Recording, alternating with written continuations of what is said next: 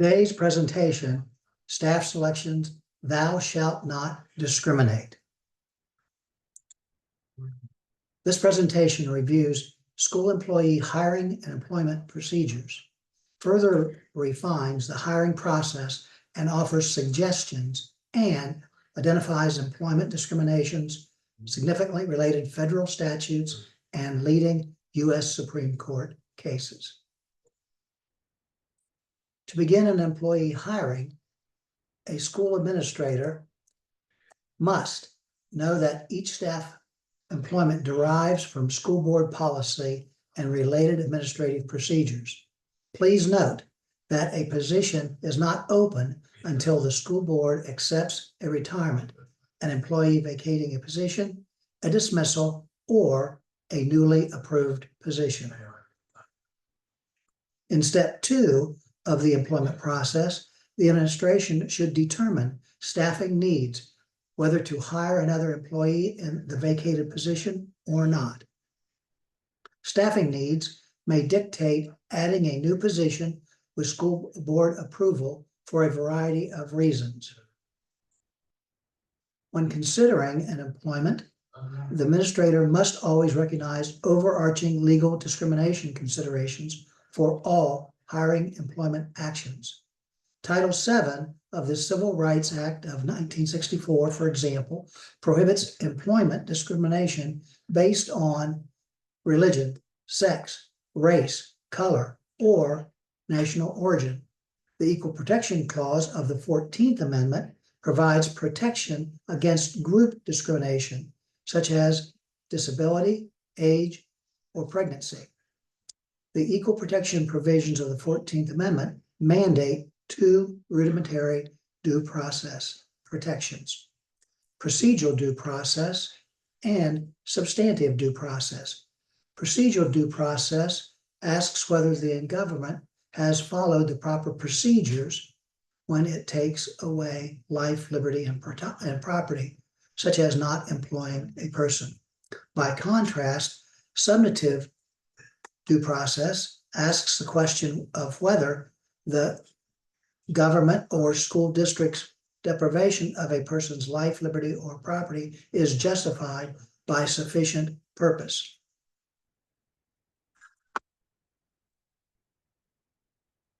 Step 3 of the employment process is the advertising of the open position.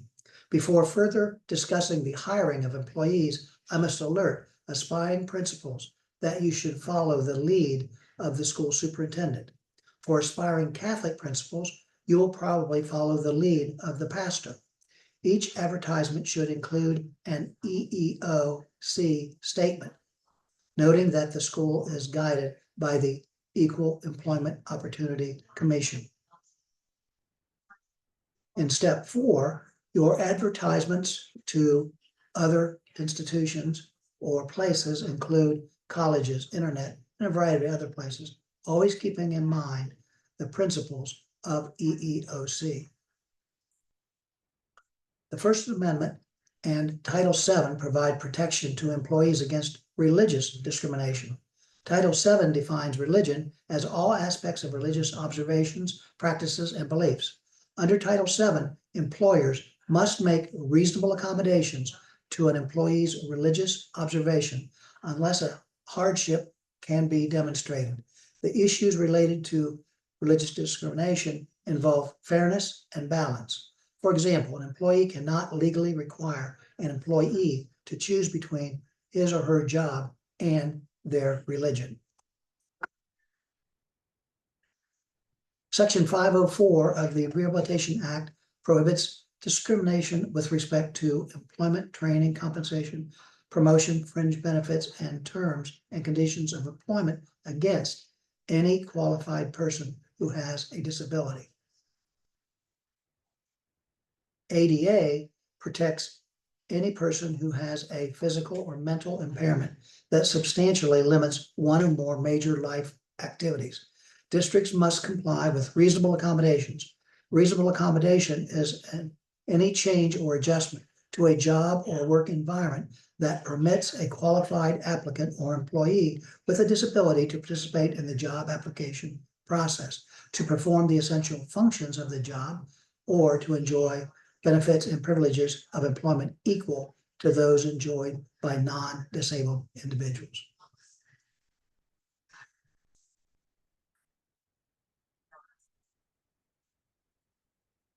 Title VII prohibits employment against discrimination on race, color, religion, sex, or national origin, whereas Title IX specifically states that no person shall, on the basis of sex or gender, be excluded from participation in, be denied the benefits of, or subject to discrimination under any education program or activity receiving federal financial assistance.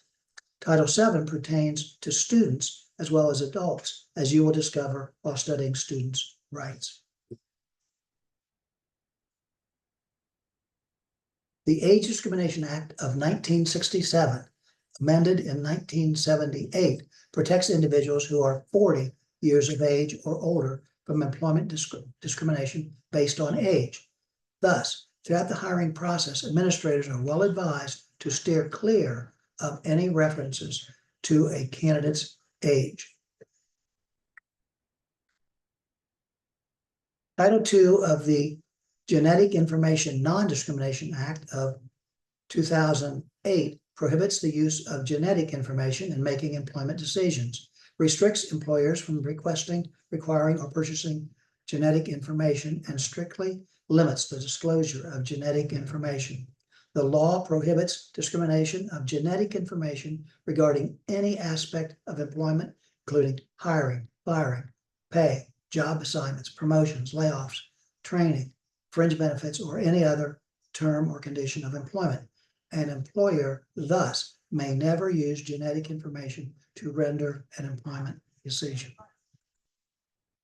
The Pregnancy Discrimination Act of 1978 is an amendment to Title VII and extends protection to pregnant employees against any forms of discrimination based on pregnancy.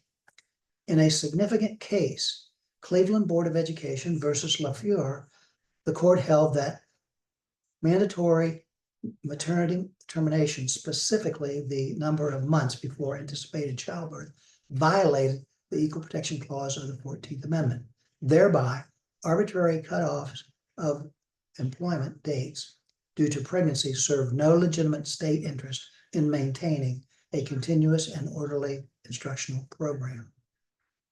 With regard to racial discrimination, the landmark Brown versus Topeka Board of Education case of 1954 held that students cannot be discriminated against their admittance to public school on the basis of race, and denounced the previously held separate but equal doctrine in Plessy versus Ferguson. Court-ordered desegregation ensued.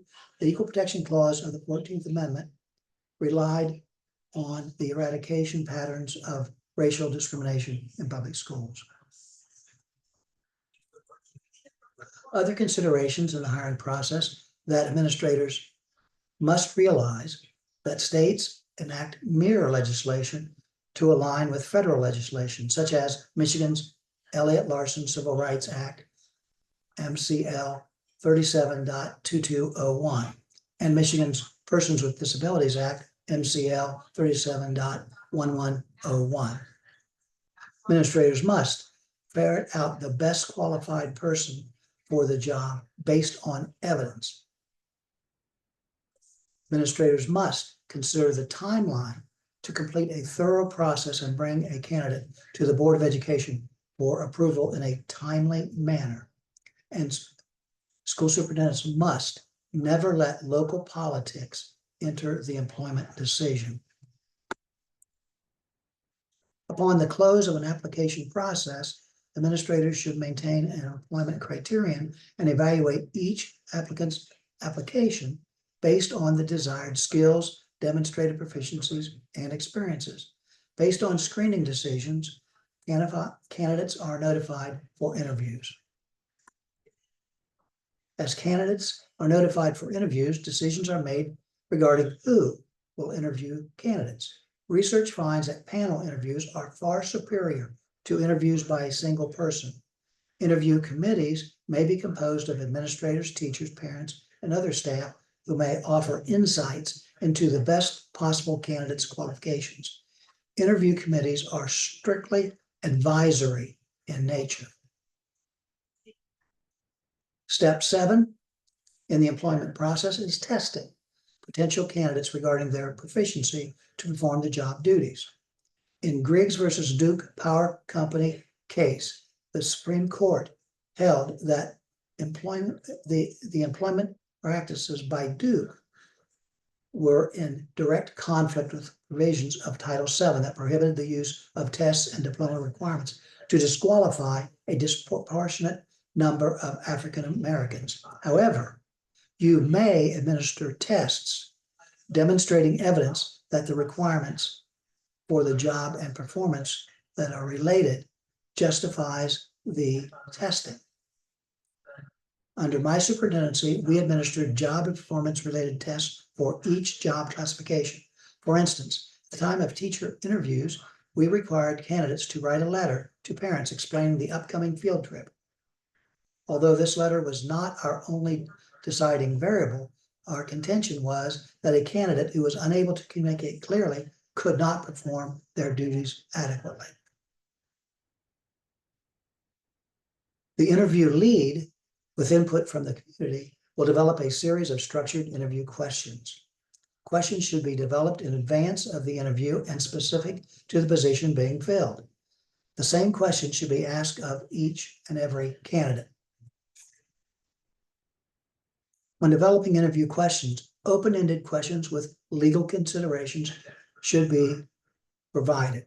The interview opening should include a welcome to the candidate with a sharing of the job description.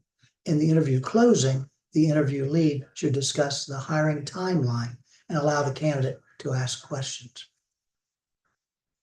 In step 9, the post-interview requires each panel member to evaluate each candidate's interview based on a rating form distinguishing the predetermined selection criterion.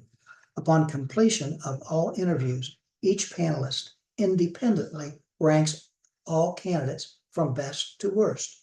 The interview lead then facilitates an evidence-based discussion of candidates' strengths and weaknesses observed by the panel. The interview lead ensures that all panelists have opportunities to share their observations. The top 3 candidates become finalists for further investigation. Other selection considerations for the top 3 candidates may include candidates to participate in a data analysis task. The data analysis task provides the hiring committee with insights into areas of candidate strength and weakness with respect to analyzing and using data to inform instructional leadership. Candidates may complete a classroom teacher observation task.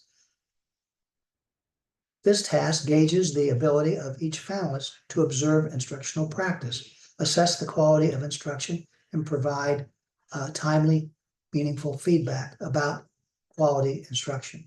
Finally, each finalist may be asked to present a lesson.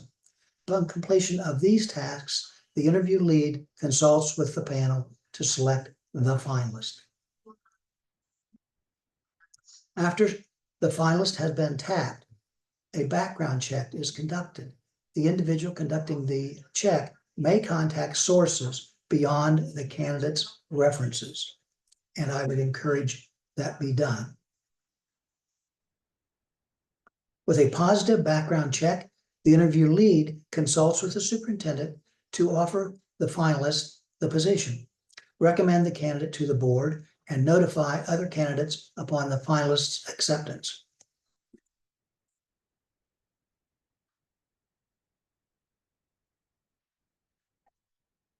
When a candidate signs the limited contract, the candidate becomes an employee. School administrators are well advised to review their school district board policies and administrative practices in accordance with staff employment and should never overlook their superintendent's guidance throughout the process. In conclusion, every school and school district uniquely determine their hiring practices and protocols. However, every school district must comply with federal statutes and U.S. Supreme Court cases.